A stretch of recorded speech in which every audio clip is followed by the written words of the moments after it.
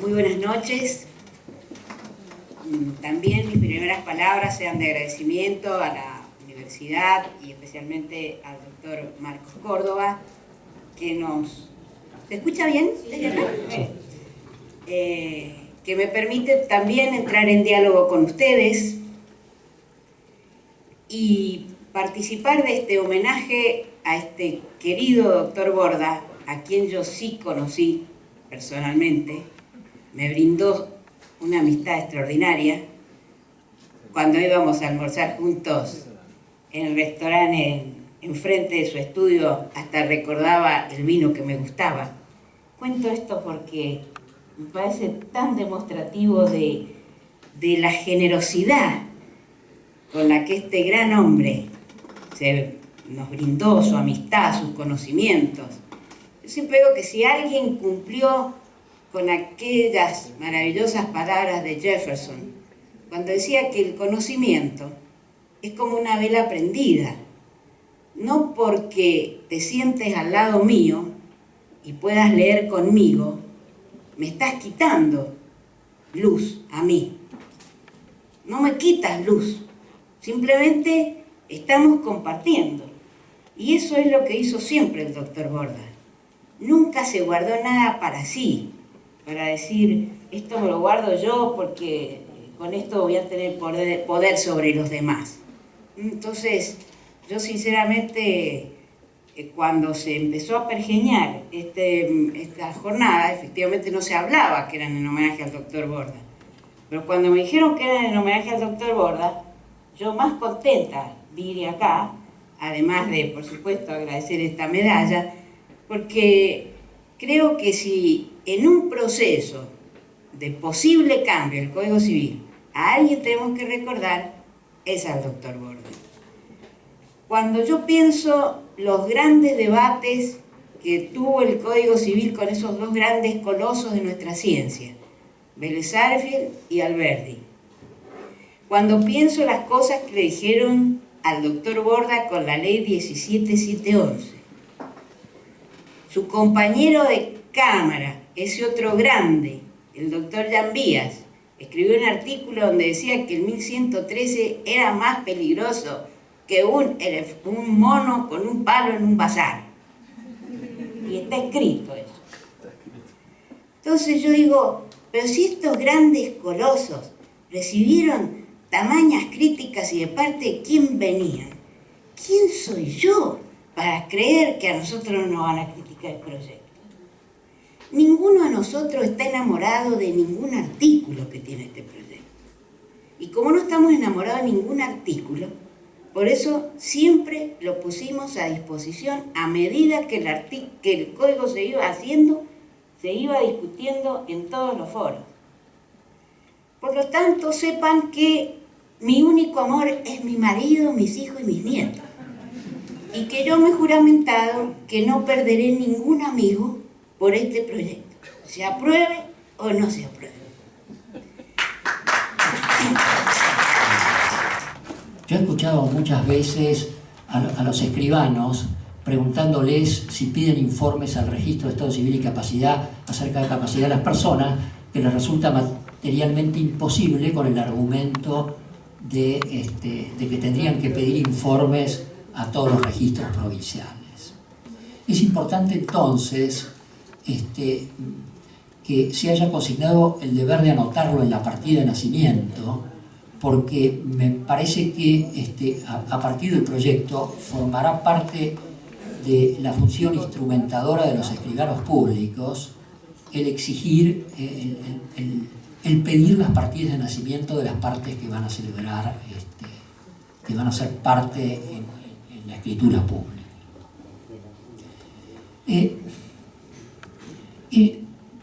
La norma, de manera muy similar a la ley de salud mental, prevé que la sentencia que declara la incapacidad o la restricción parcial de la capacidad de la persona debe ser revisada por el juez en un plazo no superior a 3 años sobre la base de nuevos exámenes interdisciplinarios.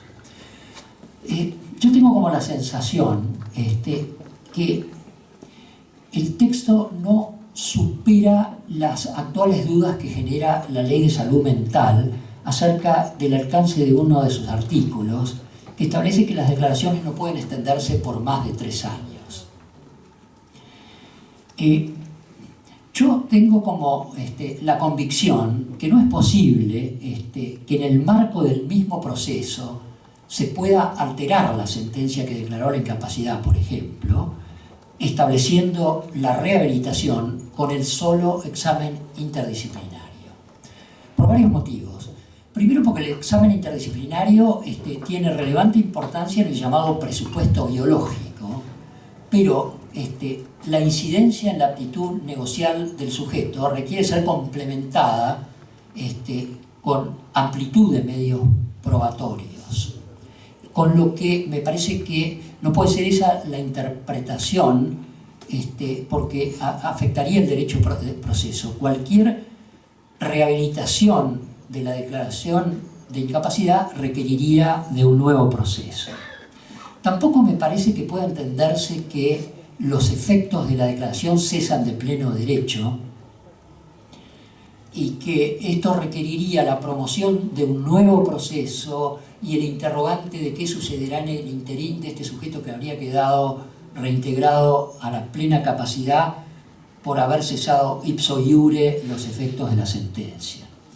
Me parece que lo razonable sería entender que dentro del plazo que la ley establece de los 3 años, hasta podría haber sido mucho menor, pero claro, acá el proyecto ha quedado atado un poco por la solución de la legislación especial de la Ley de Salud Mental. Deberá realizarse el examen interdisciplinario y, dependiendo de los resultados del mismo, promoverse un nuevo proceso, esta vez, en su caso, de rehabilitación. Pero claro, ello no supone en realidad, me parece a mí, revisar la sentencia, sino revisar la situación mental periódicamente, delimitado en su capacidad, para, en su caso, y dependiendo de los resultados del examen, promover un proceso de rehabilitación. Algún tema más. Claro, uno a veces comete el defecto de centralizarse en las observaciones y no en los méritos, pero no sé, de la mayor buena fe y en el afán de que sobre algunos de estos temas al menos se puedan intercambiar puntos de vista. Yo no comparto en lo personal la supresión de la tutela legítima existente en nuestro código y que también tenía el proyecto, también contemplaba el proyecto de 1998. Desde luego, con la interpretación que le ha dado la doctrina y jurisprudencia, en el sentido que es un orden no forzoso y del que el juez puede apartar. Y la derogación de la ley 14.394 en la medida en que había todo un régimen nuevo de capacidad de menores, de los cuales el doctor Tobías parte nos ha adelantado, y los autores de la subcomisión habían dejado los artículos 28 y 29 como si la ley 14.394 siguiera en vigencia. El Poder Ejecutivo advirtió la diferencia y modificó también los artículos 28 y 29, enmendando el error que originariamente había incurrido la subcomisión que había redactado esa norma. La explicación de todos estos cambios, que son un montón, no fueron muchas. ¿Por qué se sacaron todas estas cosas? Dijeron, bueno, una cosa general, hemos eliminado una serie de artículos porque dicen que serían más propios de una ley de sociedades que se intentará redactar nuevamente o que se encomendará a una nueva comisión a crearse, y necesitaban también regular algunas cuestiones específicas de la sociedad irregular para colocar algún contrapeso, porque en el proyecto original la sociedad unipersonal era una sociedad absolutamente libre bajo el tipo que se quisiera, aún atípica y sin ningún tipo de control, lo cual hubiera generado una gran incertidumbre jurídica y hubiera sido un posible instrumento de fraude por no tener controles ni balance. Entonces, vamos a ver un poquito qué es lo que quedó y qué es lo que quedaría, porque son cuestiones sobre las cuales va a tener que trabajar la comisión bicameral. Después de todo este tema de incorporaciones, recortes y demás, lo cierto, yo tengo que decir que soy crítico de lo que ha quedado. Tenía mis discrepancias con lo anterior, pero lo que ha quedado tiene algunas cuestiones de coordinación que no cierran y que me parece que es de fácil resolución por parte de la Comisión Bicameral, porque no hay que volver a coordinar 2.700 artículos si muevo algo, sino que son cosas específicas de una ley o microsistema que yo puedo tocar y puedo cambiar. Así que no debería haber inconvenientes en que esto pueda ser modificado. Primera cuestión, la sociedad unipersonal. La sociedad unipersonal es una de las 10 medidas que cambiará la vida de los argentinos, es lo que ha dicho la Presidenta de la República en su Facebook y lo tiene ahí en su logo, diciendo, no, pero esto lo digo muy seriamente porque es verdad, son las 10 medidas, tiene 10 medidas mencionadas y la número 7 es la sociedad unipersonal. La regulación que propone la reforma es que solamente se pueda constituir bajo el tipo de anónima, que a su vez la sociedad unipersonal no pueda ser socio o constituir nuevas sociedades unipersonales, pero en modo alguno se dice que quienes no tienen sociedades unipersonales podrán constituir varias sociedades unipersonales, ese límite no está. El capital se debe integrar íntegramente al momento de la suscripción, con lo cual no se pueden dilatar en el plazo de hasta 2 años las integraciones en dinero efectivo. La denominación social, para no llamar engaño, debe incorporar la sigla SAU o la expresión Sociedad Anónima Unipersonal.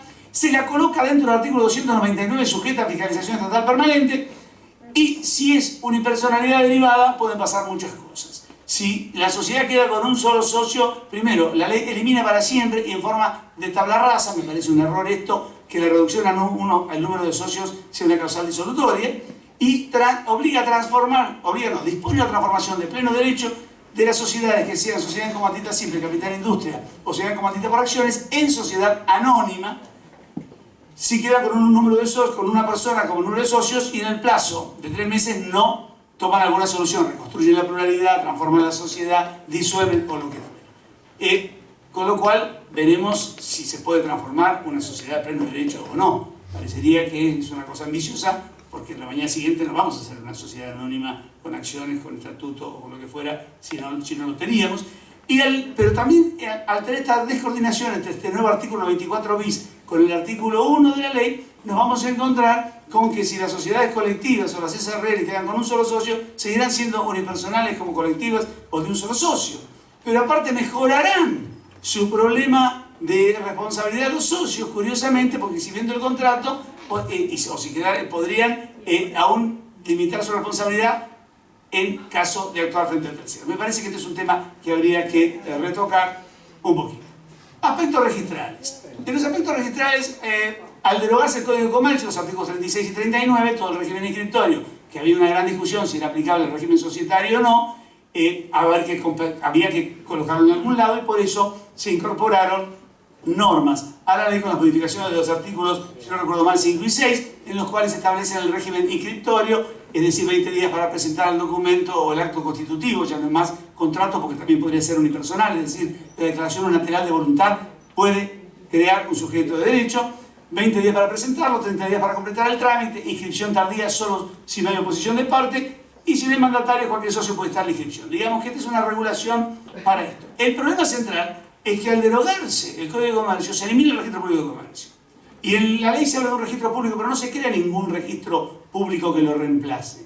Y en realidad, el hecho de que se mantengan vigentes para la Capital Federal las leyes 22.315 y 22.316 a nivel nacional, y que por las transferencias que se hicieron por las leyes 22.248, no me acuerdo exactamente el número, que transfirieron las funciones o que permitieron que cada provincia pudiera regular, lo que van a quedar son los organismos de fiscalización, pero que tenían a su cargo el registro público de comercio, que desaparece. Me parece que aquí un temita que hay que hacer es que hay que crear un registro público para que reemplace el registro público de comercio que quedará eliminado.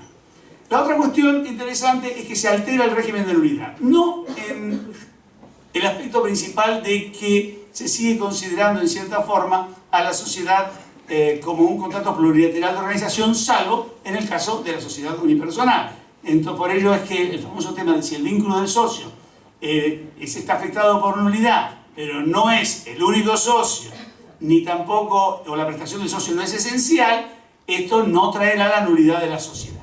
Ahora, recordemos nosotros que bajo el régimen actual la tipicidad está sancionada con la nulidad y la falta o omisión de requisitos esenciales no tipificantes hace anulable el contrato, los cuales es subsanable hasta su impugnación judicial. Bueno, aquí no, si bien hay una norma general que dice que las sociedades no pueden contener elementos atípicos, y le pueden faltar elementos esenciales, lo cierto es que la ausencia de elementos, la atipicidad, o la ausencia o falta u omisión de requisitos esenciales no tipificantes no trae sanción ni de nulidad ni de anulabilidad, sino que simplemente destina a estas sociedades a una especie de cajón desastre que se ha creado, que es una sección 4, donde estamos colocando una serie de sociedades libres o residuales que van quedando de las cosas que no se van cumpliendo. Y las vamos agrupando allí, un grupo de sociedades que me parece a mí tienen algún defecto de homogeneidad, ¿no? En el caso de sociedades comanditas simples, comanditas por acciones y capital de industria, el vicio de la voluntad del único socio de una categoría hace anulable el contrato,